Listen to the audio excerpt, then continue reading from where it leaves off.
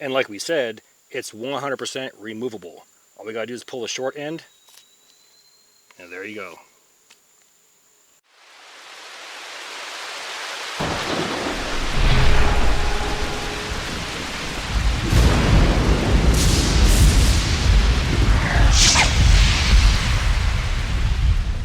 Thinking about this and looking back on what I've shown on my channel, and I'm sure most will agree, tarps are divided into basically two categories. Ones that are emergency tarps, like emergency blankets. They're meant for one, maybe two uses for the emergency. And then there's long-term tarps, okay, the ones you take out over and over and over again. You can use them to make tarp tents, put it over top as a rain fly over your hammock. They're very versatile.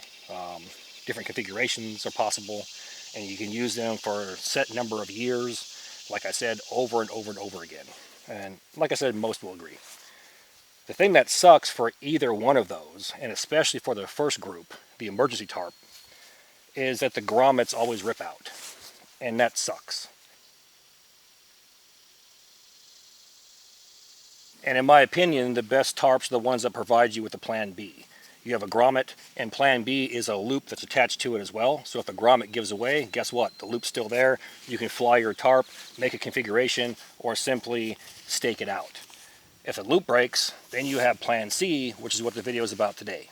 While we're talking about tarps, what shouldn't be done at all, in my opinion, is buying an inferior tarp with the mindset of, I'm going to practice with this and use it over and over and over and over and over again. And to do that, I'll beef up the corners and the edges, and I'll use half a roll of duct tape.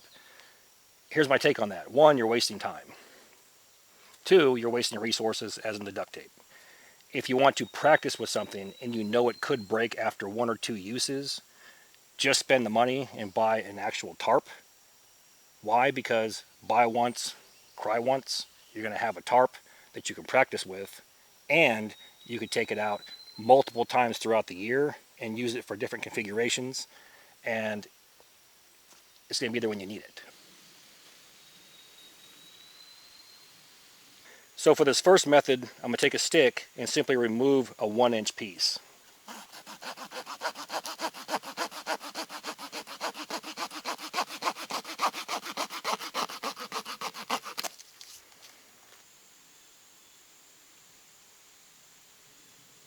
Keep in mind that all three of these methods that I show you are very simple. The first one is my personal favorite. Think of Halloween time. You see those ghosts hanging from the ceiling, where it's nothing more than a white sheet with cotton in the center of it, and they cinch the bottom together and tie it up, and it creates like a head, and the rest of it kind of funnels out like a skirt, and you just hang it up. It's a ghost. We're doing the exact same thing here. We're taking our 1-inch toggle, we're going to place it where our simulated ripped corner is, fold the material down around it, and then tie it off with an arbor knot. Now we're going to go ahead and tie our arbor knot around this toggle and our poncho.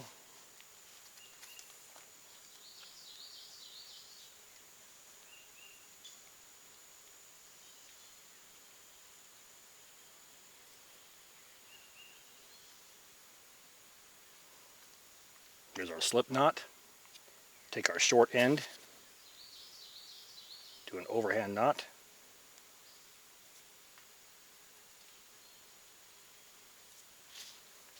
Grab the long end, and then ratchet it down.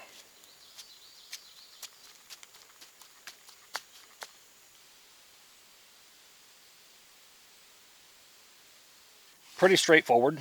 We have our arbor knot in a toggle. Our corner is now repaired or reinforced. We can take the rest of this and do our infamous marlin spike hitch, where you just go over, lay it down, pull it through, and there's a pocket. Run a stake inside there, pull it tight, stake it in the ground. Now the next two, if you look at the nuts and bolts, it's basically a sheet bend and a double sheet bend with a twist, literally. We want to add a slippery hitch in there, or the loop from a slippery hitch, to make both of these removable. We're going to simulate our torn out grommet right here. Going to lay our cordage inside. Then fold it over. At this point, all we're going to do is we're going to make a loop at the top and hold it. With the same end that created our loop, we're going to go around it and then put a bite through it. Around, and there's our bite. Now taking my opposite end, we're going to pull it tight.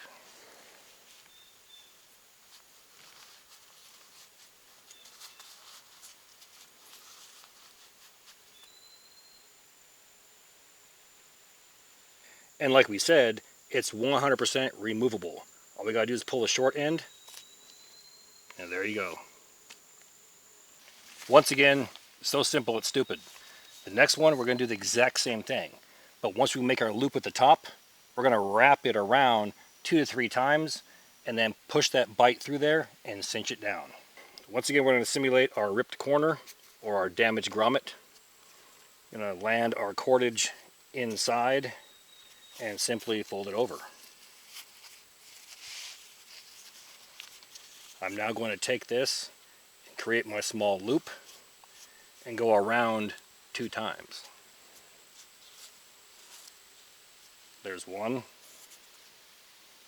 there's 2, and on our 3rd pass, we're going to create that same bite. We're going to place it inside.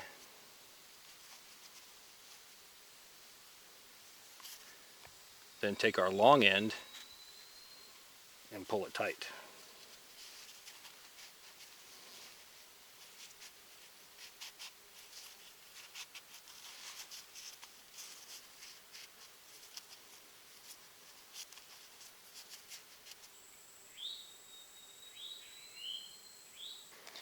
And once again, all we got to do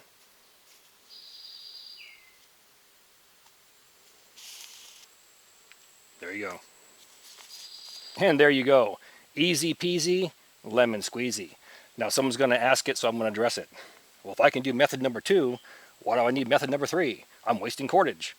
And you are. However, think of the big picture. Method 1, method 2, you're going to use some type of ultralight tarp. Either a grabber, Arcturus, a simple poncho like the one I showed you. Maybe even something up to, say, a 6x6. What if you're rolling old school and you have an 8x8 or even a 10x10 or a 12x12 thick canvas tarp? You're going to want to wrap it 2 or 3 times for that added security. We'll take it a step further.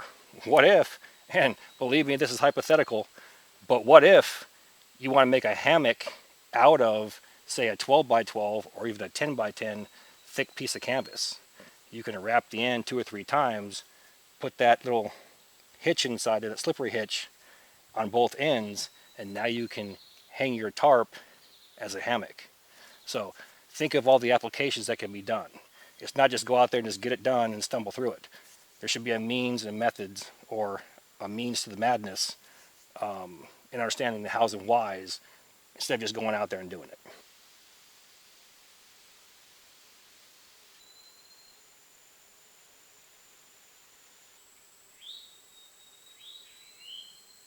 We talked about one of my pet peeves earlier. Another one is being able to understand and explain the hows and whys. If you find yourself as a student in school, fill in the blank, okay, wherever in the country or in the world, and the hows and whys are not being explained to you, I would question that. Other side, if you're a survival instructor wherever in the world, and you're not currently explaining the hows and whys, like we're going to go out here and do this, but you're not explaining why, like what just happened here. Why am I double wrapping this? Well, we're just doing it. Well, why is that? You're going to double wrap it for the extra security in a hammock or a heavier gauge tarp. Things like that. Then I question that. And that's what separates the men from the boys, is being able to understand and explain the hows and whys of what you're doing and apply it to the big picture. If I learn this, that's great. I can learn 50 different knots. But if I don't have any real life, real world practical application for those knots, what the hell am I learning them for? Something to think about. On that note, let's end this bad boy off. With that, all the gear in my videos can be found on 2 places. One, my Amazon affiliate page, and 2, my Etsy store. Both links are found inside my description box. Now please do me that favor. Hit that like and subscribe button, then ring that notification bell. Once you ring that bell, please select all notifications. As always, thank you for your comments, views, and support. Thanks for watching.